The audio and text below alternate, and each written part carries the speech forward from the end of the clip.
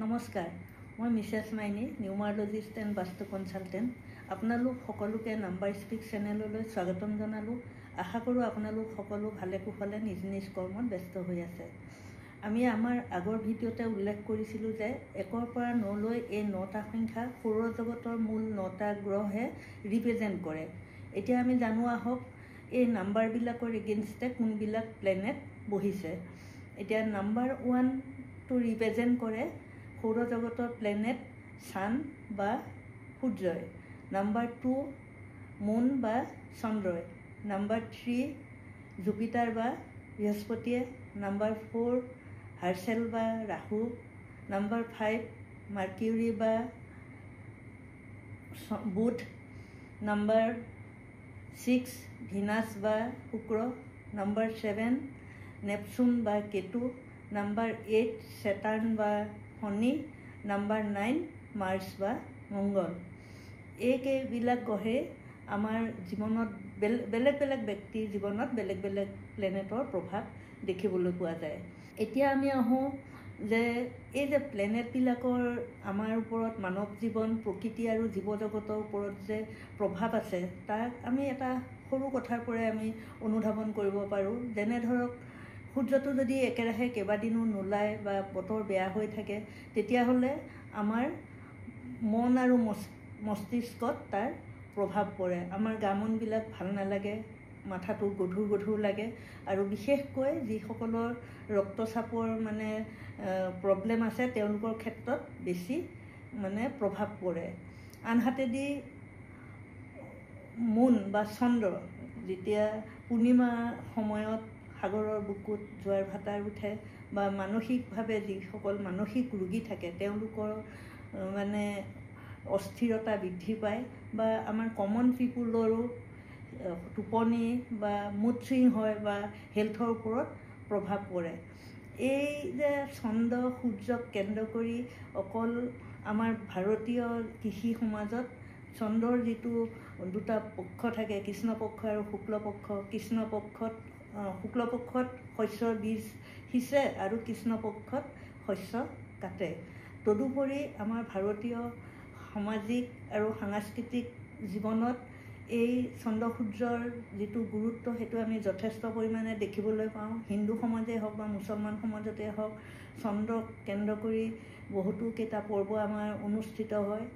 বিহাৰতো তেনেকৈ বিহাৰী সম্প্ৰদায়ৰ লোকৰ যিটো ছট পূজা, সূৰ্য উদয় আৰু সূৰ্য অস্তৰ সময়ত তেওঁলোকে পূজা অৰ্চনা কৰে। আমাৰ নৰ্থৰ কৰোৱাচত যিসকল গৃহিণীসকলে ব্ৰত ৰাখে আৰু সন্ধ্যা চন্দ্ৰ যেতিয়া ওলায় তেতিয়াহে তেওঁলোকে ব্ৰত ভাঙে।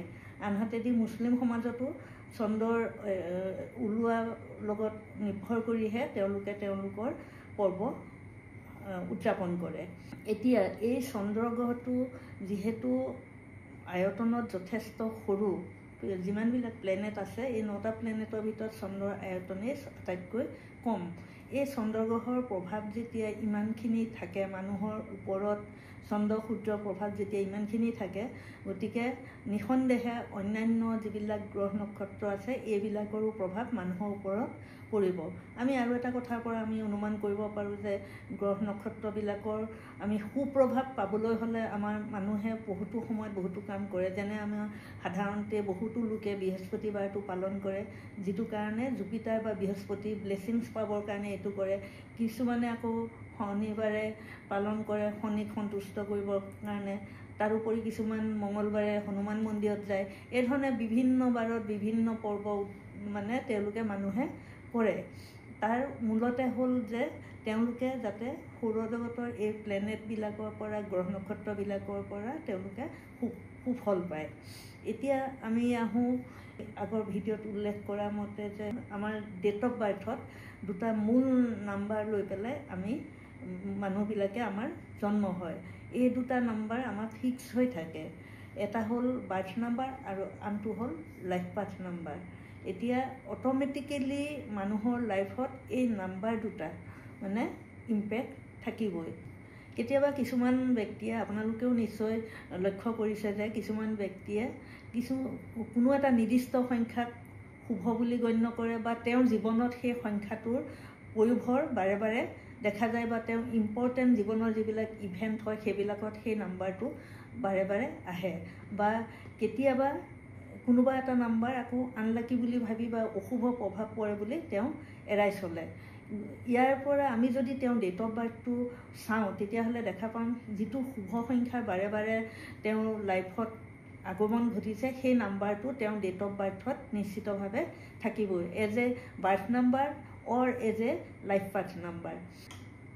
এতিয়া আমি আপোনালোকৰ লাইফ পাথ নাম্বাৰ বা ডেষ্টিনি নাম্বাৰ আৰু বাৰ্থ নাম্বাৰ কি ধৰণে আপোনালোকে উলিয়াই ল'ব সেইটো বিষয়ে জানিবলৈ হ'লে এটা আমি ৰেণ্ডমলি ডেট অফ বাৰ্থ এটা লওঁ।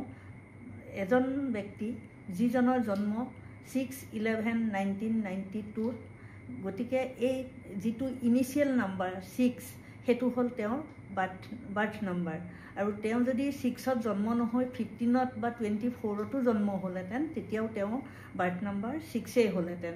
এতিয়া লাইফ পাথ নাম্বাৰটো হ'ল গোটেই ডেট অফ বাৰ্থটো, ডেট, মান্থ আৰু ইয়েৰ এই গোটেইবিলাক এড কৰি পেলাই আমি যিটো এবছলেট ছিংগুল নাম্বাৰ পাম সেইটোৱে হ'ল লাইফ পাথ নাম্বাৰ বা ডেষ্টিনি নাম্বাৰ। সেই হিচাপে 6 + 1 + 1 + 1 + 9 + 9 + 2 এই গোটেইখিনি এড কৰিলে আমি 29 পাম। 29ৰ পৰা 11 হ'ব 2 + 9, আকৌ সেই 11ৰ পৰা 1 + 1 = 2, অৰ্থাৎ সেই ব্যক্তিজনৰ লাইফ পাথ নাম্বাৰ হ'ব 2, birth number 6, life path number 2, অৰ্থাৎ তেওঁৰ জীৱনত 6 আৰু 2ৰ প্ৰাধান্য পাব, অৰ্থাৎ 6টো গভাৰ্ণ কৰে প্লেনেট ভিনাছে আৰু নাম্বাৰ 2টো গভাৰ্ণ কৰে মুনে। গতিকে মুন আৰু ভিনাছৰ কম্বিনেশ্যন, এই কম্বিনেশ্যনটো যথেষ্টই ভাল। আৰ্টিষ্টিক আৰু ক্ৰিয়েটিভিটি লাইনত এই ব্যক্তিজনে ভাল কাম কৰিব পাৰিব, যিকোনো ক্ৰিয়েটিভিটি লাইনত তেওঁ যাব পাৰে। গতিকে তেওঁৰ ইমাজিনেশ্যন, ইনটিউশ্যন, ক্ৰিয়েটিভিটি এই গোটেই বস্তুবিলাক ভৰি ভৰি থাকিব। আৰু তেওঁ যদি এই বিষয়ে যদি জানে, অলপ কোনোবাই যদি এই বিষয়ে অলপ জানে, নিউমাৰলজি এই নাম্বাৰছবিলাকৰ গুণাগুণৰ বিষয়ে যদি অলপ জানে, পজিটিভ পইণ্টবিলাকৰ বিষয়ে বা নিগেটিভ পইণ্টবিলাকৰ বিষয়ে, তেতিয়াহ'লে যথেষ্টখিনি মানে কেৰিয়াৰ বিল্ড আপ কৰাত যথেষ্টখিনি সুবিধা হয় বা ব্যৱসায় বাণিজ্যৰ কাৰণেও যথেষ্টখিনি সুবিধা হয়। গতিকে ভিডিঅ'টি চাই যদি আপোনালোকে ভাল পাইছে তেতিয়াহ'লে লাইক, কমেণ্ট আৰু শ্বেয়াৰ কৰিব। আৰু আগলৈও আপোনালোকক পুনৰ লগ পোৱাৰ আশাৰে আজিলৈ ইমানতে সামৰণি মাৰিলোঁ।